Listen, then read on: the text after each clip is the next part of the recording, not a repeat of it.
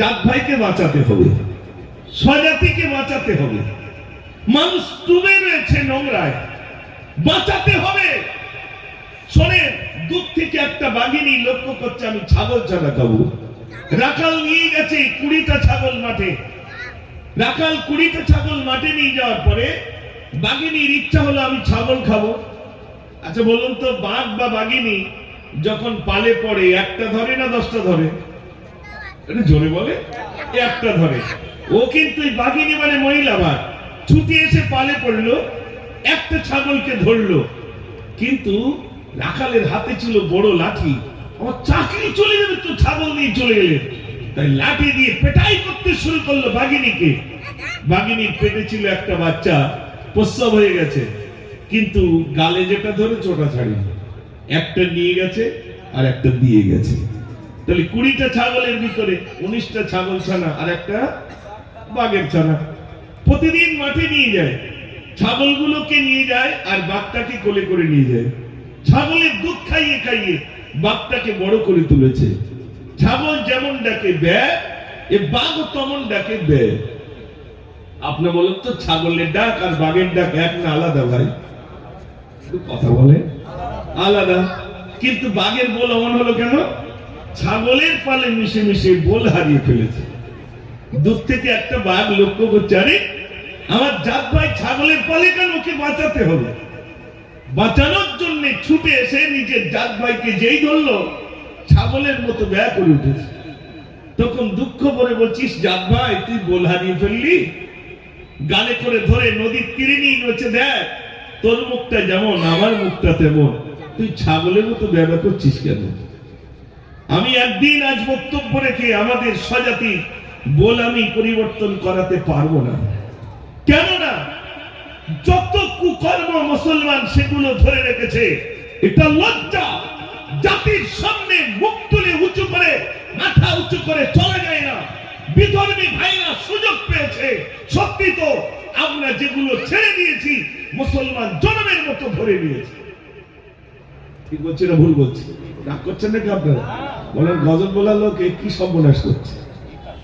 আসলে না ভাই, বিশ্বাস করুন আজ স্বজাতি শেষ। মানুষের সামনে আপনারা ভাবুন তো, যোগী আদিত্যনাথ তিনি শিখিয়ে দিয়েছেন ফখর সে কাহো হাম হিন্দু। তিনি যদি এটা শিখিয়ে দিতে পারেন, তাহলে আমরা বলতে পারি না যে ফখর সে কাহো হাম মুসলমান? মানুষের সামনে লজ্জা করে কি করে বলি আমি মুসলমান? আর মুসলমান চেনা যায় না।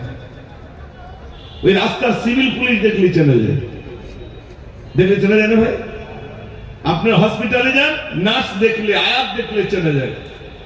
ফ্লাইটের সেবিকা দেখলে চেনা যায়, পাইলট দেখলে চেনা যায়, ট্রেনের টিটি দেখলে চেনা যায়, সব দেখলে চেনা যায়। মুসলমান দেখলে চেনা যায় না। মুসলমান অন্য কিছু তার ঠিক নেই। আর কিছু কিছু বাপ ছেলের এমন নাম দিয়ে রেখে দিয়ে, ও না হিন্দু না মুসলমান, মাঝখানে কেউ যেন না বুঝতে পারে। আপনাদের এই কীর্তিপুরের কথা বলছি, সব চৈতন্যের কথা বলছি, এখানে সব ভালো। কেন, কিসের জন্য?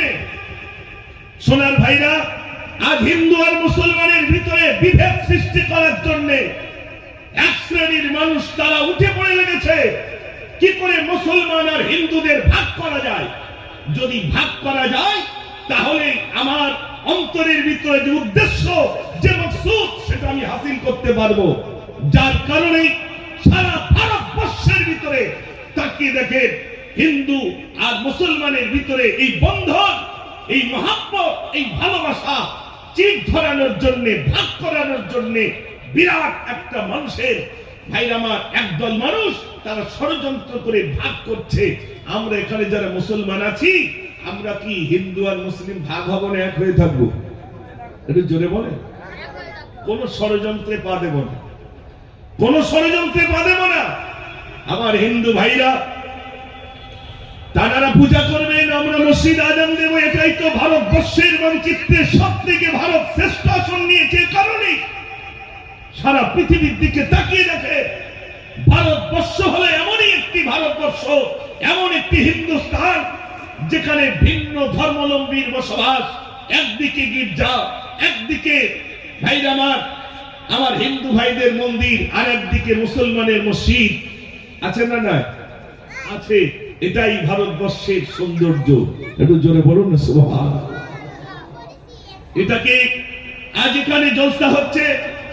মনে রাখবেন কীর্তিপুরের মানুষেরা, শুধু কীর্তিপুরে জলসা নয়, বিভিন্ন জায়গায় জলসাকে বয়কট করার জন্য, বন্ধ করার জন্য ওলামারা এসে হিন্দু আর মুসলিমের ভিতরে বন্ধন অটুট রাখার জন্য, আলেম ওলামারা হিন্দু ভার্সেস মুসলিমদের মহাব্বত জোড়ার জন্য, সম্প্রীতির বার্তা পৌঁছে দেওয়ার কারণে এই অনুষ্ঠানগুলো বন্ধ করার ষড়যন্ত্র চলছে। কেন না, আলেম ওলামারা এসে সম্প্রীতির বার্তা দিচ্ছে, মুসলমান ভার্সেস হিন্দু ভাইদের মিলনের কথা বলছে।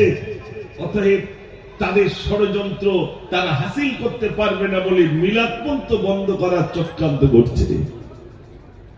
সোনার ভাইরা, এই জন্য আমি আপনাদের কাছে বলবো, রাসূল করিম সাল্লাল্লাহু আলাইহি সাল্লাম আদর্শ দেখিয়েছেন। আপনার পাশে যদি হিন্দু ভাই থাকে, যদি অসুস্থ হয়ে যান, আমার আপনার দায়িত্ব হিন্দু ভাইকে ডাক্তারখানায় নিয়ে যাওয়ার নিজের পয়সা দিয়ে।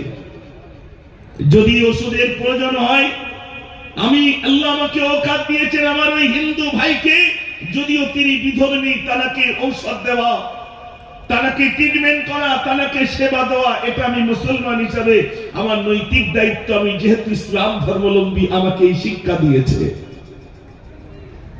আমার পাশেই আমার বিধর্মী ভাই, তিনি খেতে পাচ্ছেন না, রাতের অন্ধকারে কিছু অর্থ হোক, কিছু চাউল হোক, ডাউল হোক, তার বাড়িতে পৌঁছে দেওয়া, আপনি খাবেন আর আপনার সন্তানদেরকে খাওয়াবেন। কিছু বলার প্রয়োজন নাই, কাউকে বলার প্রয়োজন নাই। এটা ইসলাম শিক্ষা দিয়েছে। আমার সোনার ভাইদের জন্য হাত জোর করে আপনাদের কাছে বলবো, যুবক ভাইদের কাছে অনুরোধ করে যাব, ভারতবর্ষের দিকে তাকান। দাও দাও করে আগুন জ্বলছে বিভিন্ন জায়গায়। আমার একটি কমেন্ট, আমার একটি কথার দ্বারাই আরেকটি মুসলমান ভাইয়ের উপরে আঘাত আসছে। কেন আমি এমন কমেন্ট করব না, কেন এমন কথা আমি বলবো? আমার কথার দ্বারা আরেকটা মানুষ আঘাত প্রাপ্ত হবে। ইদানিং সোশ্যাল মিডিয়ায় দেখছিলাম একজন আলেম, আসলে এগুলো তো আলেম নামের কলঙ্ক, নিজের ধর্মাবলম্বী ভাইদের কত লিক রয়েছে সেগুলো সারাই আগে করি, ঠিক কিনা ভাই?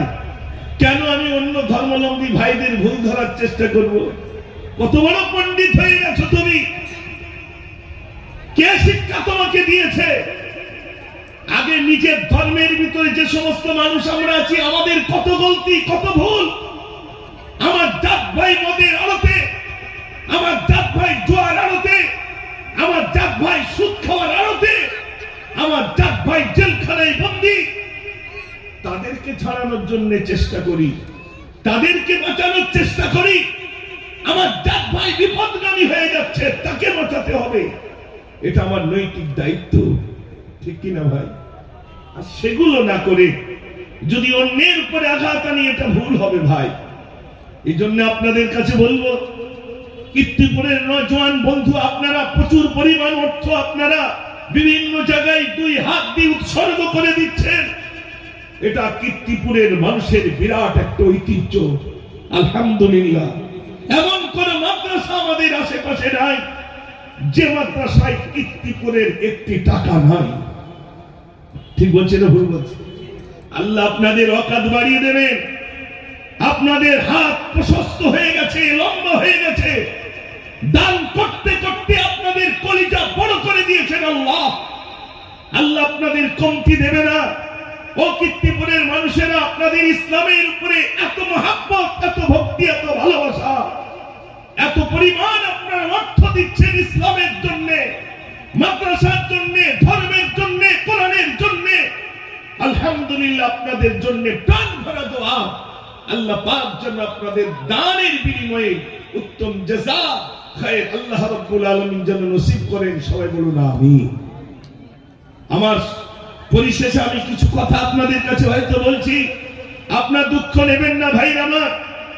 তো বলছিলাম, বিশ্বনবী সাল্লাল্লাহু আলাইহি সাল্লাম বলেছেন, আনা খাতামুন নবিয়্যিন, আমি হলাম শেষ নবী, লা নবিয়্যা বাদি, আমার পরে আর কোনো নবী আসবে না। নবী আসার দরজা বন্ধ হয়ে গেছে। দায়িত্ব তার বলে মদের বিরুদ্ধে আমি মুজাফফর বলতে যে হয়তো কোন যুবক আমাকে আঘাত করতে পারে, মনে রাখতে হবে এটা আমার একটা সুন্নাহ আদায় হয়ে যাবে। বিশ্বনবী সাল্লাল্লাহু আলাইহি সাল্লাম তায়েফের বুকে ইসলামের দাওয়াত দিতে গেছেন। ও সোনার ভাইরা, ইসলাম তত সহজে আসে নাই। ছোট্ট ছোট্ট বালকদেরকে লিলি দেওয়া হয়েছে, পাগল যাচ্ছে পাগল, নুড়ি নুড়ি পাথর দিয়ে আমার রাসূলের উপরে আঘাত করা হয়েছে। রাসূল বেহুশ হয়ে পড়ে গেলেন, সমস্ত শরীরটা রক্তে রঞ্জিত, জুতো মোবারক পর্যন্ত লাল হয়ে গেছে। জিবরিল আমিন এসে বলছেন, ইয়া রাসূলুল্লাহ, একটুখানি অনুমতি দেন, তাই ফাঁসিদের উল্টে শেষ করে দেব। আল্লাহর নবী বললেন, না, আমি বদদুয়া করতে পারি না, আল্লাহ তো আমাকে পাঠিয়েছেন, ওমা আরসালনাকা ইল্লা রাহমাতাল লিল আলামিন। একটু জোরে বলুন সুবহানাল্লাহ।